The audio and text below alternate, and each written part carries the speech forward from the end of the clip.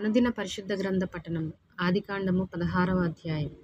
అబ్రాము భార్య అయిన శారాయి అతనికి పిల్లలు కనలేదు. ఆమెకు హాగరు అను ఐగుప్తీయురాలైన దాసి ఉండెను. కాగా శారాయి, ఇదిగో నేను పిల్లలు కనకుండా యెహోవా చేసియున్నాడు. నీవు దయచేసి నా దాసితో పొమ్ము. ఒకవేళ ఆమె వలన నాకు సంతానము కలుగవచ్చునని అబ్రాముతో చెప్పెను. అబ్రాము శారాయి మాట వినెను. కాబట్టి అబ్రాము కనాను దేశములో 10 ఏండ్లు కాపురమున్న తరువాత అబ్రాము భార్య అయిన శారాయి తన దాసి అయిన హాగరును ఐగుప్తీయురాలిని తీసుకుని తన పెనిమిటి అయిన అబ్రామునకు భార్యగా ఉండునట్లు అతనికిచ్చెను. అతడు హాగరుతో పోయినప్పుడు అది గర్భవతి ఆయెను. అది తాను గర్భవతినైతినని తెలుసుకొనినప్పుడు దాని యజమానురాలు దాని దృష్టికి నీచమైనదాయెను. అప్పుడు శారాయి, నా ఉసురు నీకు తగులును. నేనే నా దాసిని నీ కౌగిటికిచ్చిన తరువాత తాను గర్భవతినైతినని తెలుసుకొనినప్పుడు నేను దాని దృష్టికి నీచమైన దాననైతిని. నాకును నీకును యెహోవా న్యాయము తీర్చునుగాక అని అబ్రాముతో అనెను. అందుకు అబ్రాము, ఇదిగో నీ దాసి నీ చేతిలో ఉన్నది. నీ మనసు వచ్చినట్లు దాని చేయుమని శారాయితో చెప్పెను. శారాయి దాని శ్రమపెట్టినందున ఆమె యొద్ద నుండి అది పారిపోగా, యెహోవా దూత అరణ్యంలో నీటి బుగ్గ యొద్ద అనగా షూరు అరణ్యంలో బుగ్గ యొద్ద ఆమెను కనుగొని, శారాయి దాసివైన హాగరు, ఎక్కడి నుండి వచ్చితివి, ఎక్కడికి వెళ్ళుచున్నావని అడిగినందుకు అది, నా యజమానురాలైన శారాయి యొద్ద నుండి పారిపోవుచున్నానెనెను.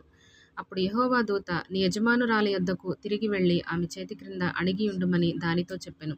మరియు యెహోవా దూత, నీ సంతానమును నిశ్చయముగా విస్తరింపచేసెదను. అది లెక్కింప వీలు లేనంతగా విస్తారమవునని దానితో చెప్పెను. మరియు యెహోవా దూత, ఇదిగో యెహోవా నీ మొరను వినెను. నీవు గర్భవతివై ఉన్నావు. నీవు కుమారుని కని అతనికి ఇష్మాయేలు అను పేరు పెట్టుదువు. అతడు అడవి గాడిద వంటి మనుష్యుడు. అతని చెయ్యి అందరికిని, అందరి చేతులు అతనికిని విరోధముగా ఉండును. అతడు తన సహోదరులందరి ఎదుట నివసించునని దానితో చెప్పగా, అది, చూచుచున్న దేవుడవు నీవే అను పేరు తనతో మాట్లాడిన యెహోవాకు పెట్టెను. ఏలయనగా, నన్ను చూచిన వాని నేనిక్కడ చూచితిని గదా అని అనుకొనెను. అందుచేత ఆ నీటి బొగ్గకు బెయేర్ లహోయి రోయి అను పేరు పెట్టబడెను. అది కాదేషుకును బెరెదుకును మధ్యనున్నది. తరువాత హాగరు అబ్రామునకు కుమారుని కనెను. అబ్రాము హాగరు కనిన తన కుమారునికి ఇష్మాయేలను పేరు పెట్టెను. హాగరు అబ్రామునకు ఇష్మాయేలును కనినప్పుడు అబ్రాము 86 ఏండ్లవాడు. ఆదికాండము 17వ అధ్యాయం. అబ్రాము 99 ఏండ్లవాడైనప్పుడు యెహోవా అతనికి ప్రత్యక్షమై, నేను సర్వశక్తిగల దేవుడను. నా సన్నిధిలో నడుచుచు నిందారహితుడవై ఉండుము. నాకును నీకును మధ్య నా నిబంధనను నియమించి నిన్ను అత్యధికముగా అభివృద్ధి పొందించెదనని అతనితో చెప్పెను. అబ్రాము సాగిలపడి ఉండగా దేవుడు అతనితో మాట్లాడి, ఇదిగో నేను నియమించిన నా నిబంధన నీతో చేసి ఉన్నాను. నీవు అనేక జనములకు తండ్రి వగుదువు. మరియు ఇక మీదట నీ పేరు అబ్రాము అనబడదు. నిన్ను అనేక జనములకు తండ్రినిగా నియమించితిని గనుక నీ పేరు అబ్రహాము అనబడును. నీకు అత్యధికముగా సంతాన వృద్ధి కలుగచేసి నీలో నుండి జనములు వచ్చినట్లు నియమించుదును. రాజులను నీలో నుండి వచ్చెదరు. నేను నీకును నీ తరువాత నీ సంతానమునకును దేవుడనై ఉండునట్లు నాకును నీకును నీ తరువాత వారి తరములలో నీ సంతతికిని మధ్య నా నిబంధనను నిత్య నిబంధనగా స్థిరపరచెదను. నీకును నీ తరువాత నీ సంతతికిని నీవు పరదేశివై ఉన్న దేశమును అనగా కానానను దేశమంతటిని నిత్య స్వాస్థ్యముగా ఇచ్చి వారికి దేవుడనై ఇందునని అతనితో చెప్పెను. మరియు దేవుడు, నీవు మాత్రమే గాక నీ తరువాత వారి తరములలో నీ సంతతియు నా నిబంధనను గైకొనవలెను. నాకును నీకును నీ తరువాత నీ సంతతికిని మధ్య మీరు గైకొనవలసిన నా నిబంధన ఏదనగా, మీలో ప్రతి మగవాడును సున్నతి పొందవలెను. మీరు మీ గోప్యాంగ చర్మమున సున్నతి పొందవలెను. అది నాకు నీకు మధ్యనున్న నిబంధనకు సూచనగా ఉండును. 8 దినముల వయసు గలవాడు అనగా నీ ఇంట పుట్టినవాడైనను నీ సంతానము కాని అన్యుల యొద్ద వెండితో కొనబడిన వాడైనను మీ తరములలో ప్రతి మగవాడు మీలో సున్నతి పొందవలెను. నీ ఇంట పుట్టినవాడును నీ వెండితో కొనబడిన వాడును తప్పక సున్నతి పొందవలెను. అప్పుడు నా నిబంధన మీ శరీరమందు నిత్య నిబంధనగా ఉండును. సున్నతి పొందని మగవాడు అనగా ఎవని గోప్యాంగ చర్మమున సున్నతి చేయబడదో అట్టివాడు తన జనులలో నుండి కొట్టివేయబడును. వాడు నా నిబంధనను మీరి ఉన్నాడని అబ్రహాముతో చెప్పెను. మరియు దేవుడు, నీ భార్య అయిన శారాయి పేరు శారాయి అనవద్దు. ఏలయనగా ఆమె పేరు శారా. నేనామెను ఆశీర్వదించి ఆమె వలన నీకు కుమారుని కలుగజేసెదను. నేనామెను ఆశీర్వదించెదను.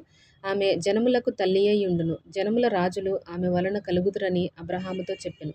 అప్పుడు అబ్రహాము సాగిలపడి నవ్వి, 100 ఏండ్ల వానికి సంతానము కలుగున, 90 ఏండ్ల శారా కనునా అని మనసులో అనుకొనెను.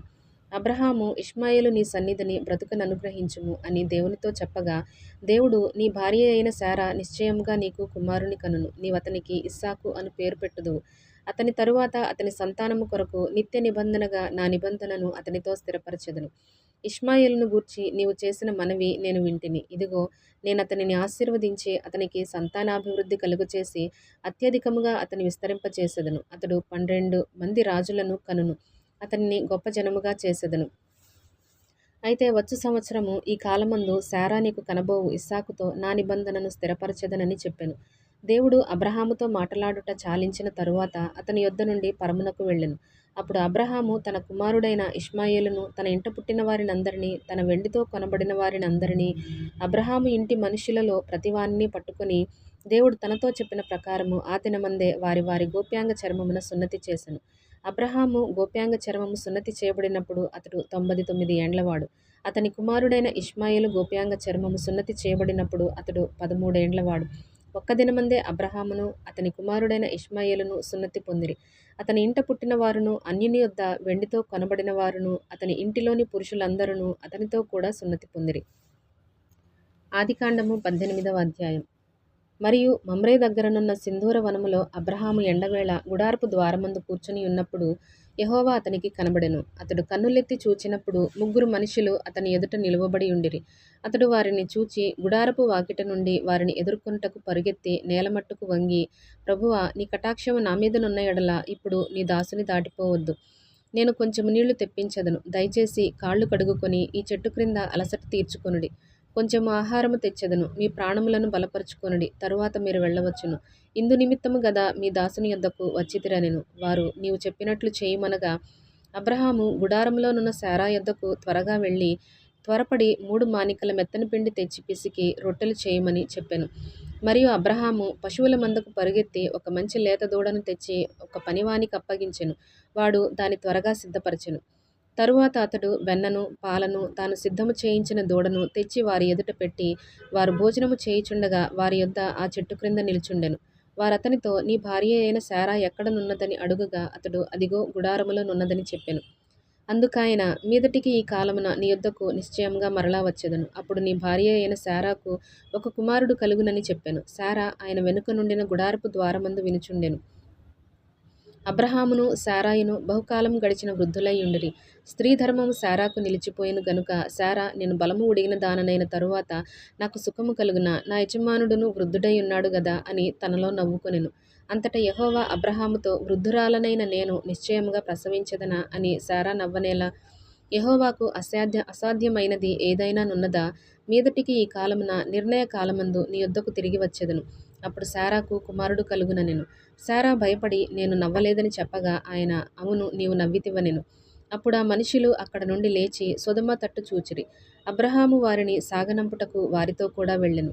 అప్పుడు యెహోవా, నేను చేయబోవు కార్యము అబ్రహామునకు దాచెదనా? అబ్రహాము నిశ్చయముగా బలముగల గొప్ప జనమగును. అతని మూలముగా భూమిలోని సమస్త జనములను ఆశీర్వదింపబడును. ఎట్లనగా యెహోవా అబ్రహామును గూర్చి చెప్పినది అతనికి కలుగచేయునట్లు తన తరువాత తన పిల్లలను, తన ఇంటివారును నీతి న్యాయములు జరిగించుచు యెహోవా మార్గమును గైకొనుటకు అతడు వారికి ఆజ్ఞాపించినట్లు నేనతనిని ఎరిగియున్నాననెను.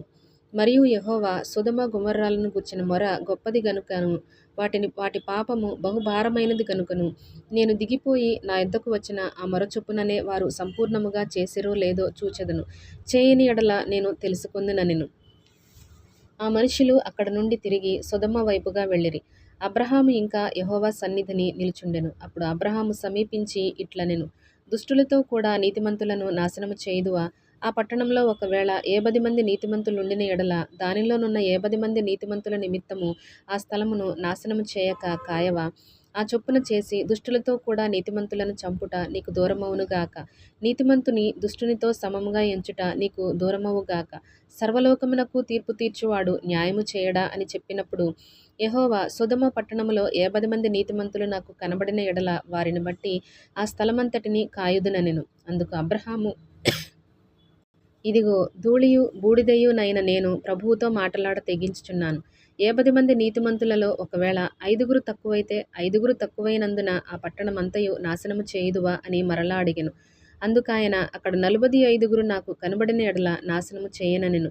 అతడింకా ఆయనతో మాటలాడుచు, ఒకవేళ అక్కడ 40 మందియే కనబడుదురేమో అనినప్పుడు ఆయన ఆ 40 మందిని బట్టి నాశనము చేయకయుందునని చెప్పగా, అతడు, ప్రభువు కోపపడని ఎడల నేను మాటలాడెదను. ఒకవేళ అక్కడ 30 మందియే కనబడుదురేమో అనినప్పుడు ఆయన అక్కడ 30 మంది నాకు కనబడిన ఎడల నాశనము చేయననెను. అందుకతడు, ఇదిగో ప్రభువుతో మాటలాడ తెగించితిని. ఒకవేళ అక్కడ 20 మంది కనబడుదురేమో అనినప్పుడు ఆయన ఆ 20 మందిని బట్టి నాశనము చేయకుందుననగా, అతడు, ప్రభువు కోపపడని ఎడల నేనింకొక మారే మాటలాడెదను. ఒకవేళ అక్కడ 10 మంది కనబడుదురేమో అనినప్పుడు ఆయన ఆ 10 మందిని బట్టి నాశనము చేయకయుందుననెను. యెహోవా అబ్రాహాముతో మాటలాడుట చాలించి వెళ్ళిపోయెను. అబ్రాహాము తన ఇంటికి తిరిగి వెళ్ళెను.